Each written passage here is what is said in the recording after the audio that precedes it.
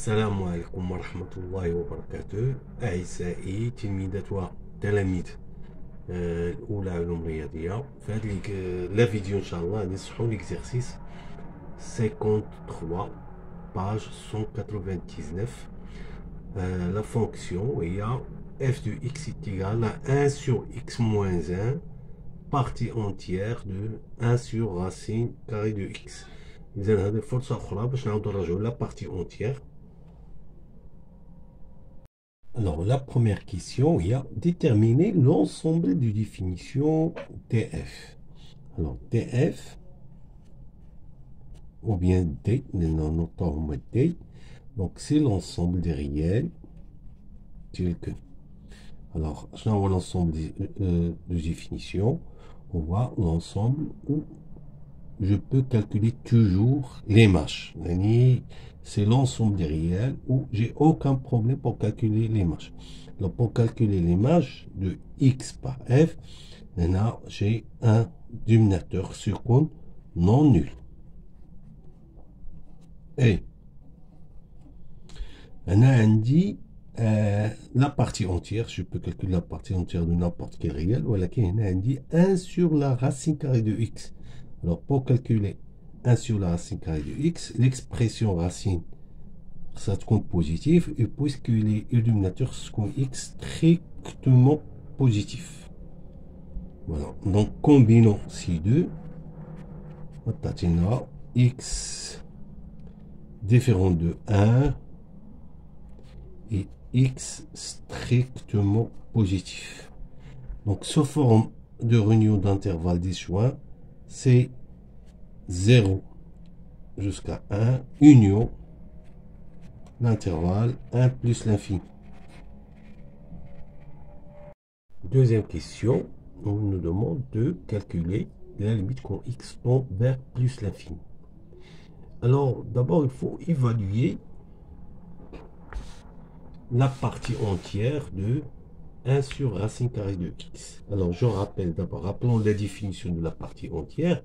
Donc, la partie entière d'un réel, si x est dans ce type d'intervalle, k plus 1, e de x égale à k. C'est-à-dire, la partie entière ne prend que des valeurs entières. C'est-à-dire, pour n'importe quel réel, la partie entière ne peut prendre que les valeurs 0, 1, 2, 3, etc. Voilà, donc ici, moins 1, moins 2, moins 3, donc moins les valeurs possibles. Alors, quelle est la valeur de 1 sur racine carrée de x quand x devient très grand? Alors, quand x devient très grand, il devient très petit. Alors, pour nous très petit, sur quel type d'intervalle je peux l'encadrer? C'est-à-dire très petit, je n'ai très petit, très proche de 0. Dans quel type d'intervalle, car k plus 1, je vais trouver 1 sur racine carrée de x en imaginant x devient indéfiniment grand. Donc, l'intervalle convenable voit 0, 1. Voilà. Et donc, dans ce cas, la partie entière de 1 sur racine carrée de x égale à 0. Donc, comment rédiger ceci? Donc, pour avoir l'encadrement, on doit avoir racine carrée de x supérieure à 1, c'est-à-dire x supérieur à 1. Donc, je vais au départ prendre x supérieur à 1, et de là, j'obtiens 1 sur racine carrée de x. Pardon, racine carrée de x supérieure à 1, et 1 sur racine carrée de x compris entre 0 et 1. Et donc, la partie entière, c'est 0, et donc, la fonction est identiquement nulle sur l'intervalle 1 plus l'infini. Donc, sa limite en plus l'infini, c'est 0, parce qu'il devient identiquement nul. Non, je vais rédiger ceci maintenant. Alors, soit x, un réel appartenant à l'intervalle 1 plus l'infini. Alors, j'ai x strictement supérieur à 1, racine carrée de x strictement supérieur à 1, donc 1 sur racine carrée de x y compris entre 0 et 1. Donc la partie entière de 1 sur racine carrée de x est égale à 0. Et donc la fonction f est identiquement nulle sur l'intervalle 1 plus l'infini. C'est-à-dire, quel que soit, c'est pas seulement pour quelques valeurs, mais à partir de 1, f de x devient identiquement nul. Donc sa limite, c'est 0. Sa limite, en plus l'infini, c'est 0.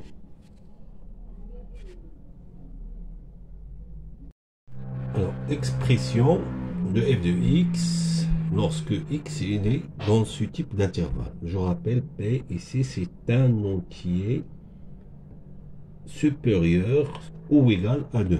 C'est-à-dire, P appartient à la z ou n, bon, n, et P supérieur ou égal à 2. Donc, le but, c'est encadrer 1 sur racine carrée de x et évaluer sa partie entière. Donc, x est compris entre 1 sur p au carré, 1 sur p moins 1 au carré.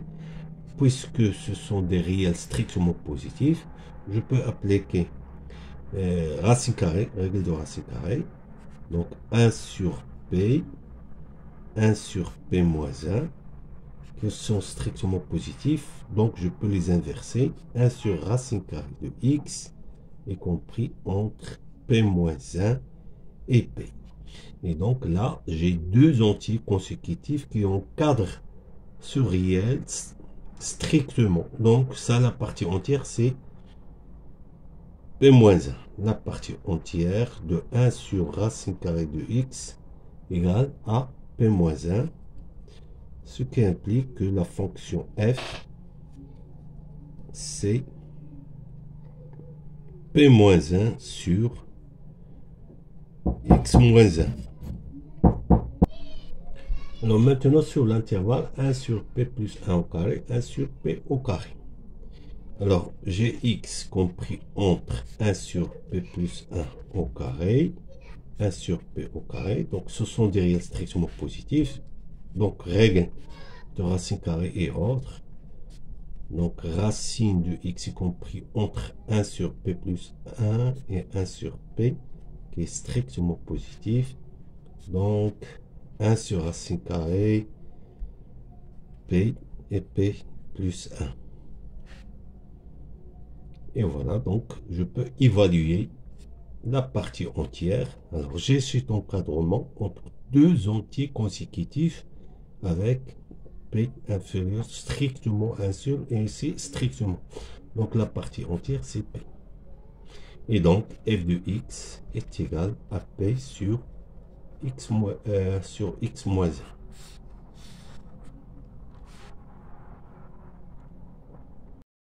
Question suivante, on nous demande de calculer la limite à gauche et à droite de 1 sur p au carré.